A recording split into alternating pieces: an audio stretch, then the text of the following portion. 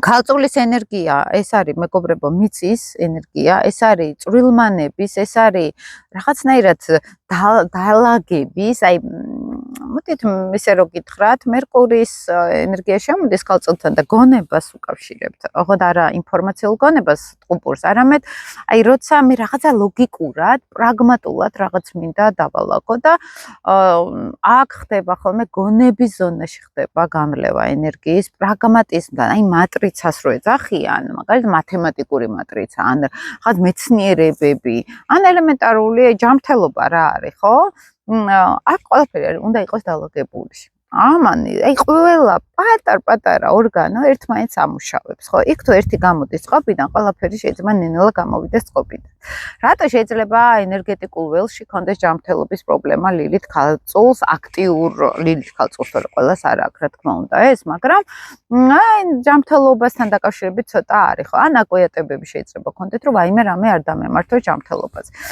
ენერგეტიკულ ველში ეს არის ის, რომ მე თუ სამყაროს მიმართ დარღვეული მაქვს,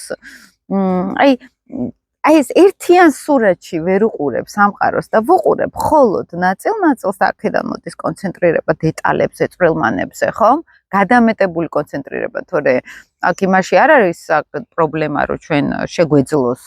ზოგჯერ კარგათაც გამოგვდის ლითის ზონაში, მაგრამ мотиваცია არის ხოლმე არასწორი, ხო? ან აი სატურნიც რაღაც დონეზე კარმულად, აქაც გარღვევა არის ენერგეტიკის, სატურნი ქალწული ავიღოთ, ლითი ქალწული ავიღოთ, მე მეექვსე სახლი ავიღოთ, ხო?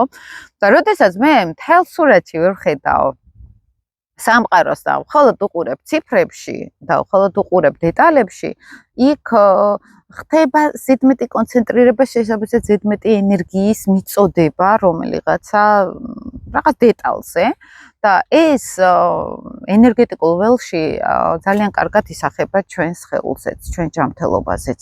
ისევე როგორც უყურებთ სამყაროს, ის უკან ბრუნდება და გვარტყამს მერე ჩვენს, თუ არასწორად უყურებთ სამყაროს, ხო?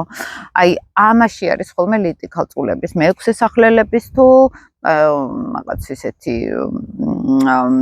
ისეთი კომბინაცია ხო მერკურთან ზოგჯერ შეერთებაში, თუმცა მერკურთან შეერთება პლუს უფრო ტყუპებთანაც ხდება დარღვევა და მანდ ესე ცალსახად რო რაღაც ინტელექტუალური ველი არის, ამას ვერ ვიტყვით.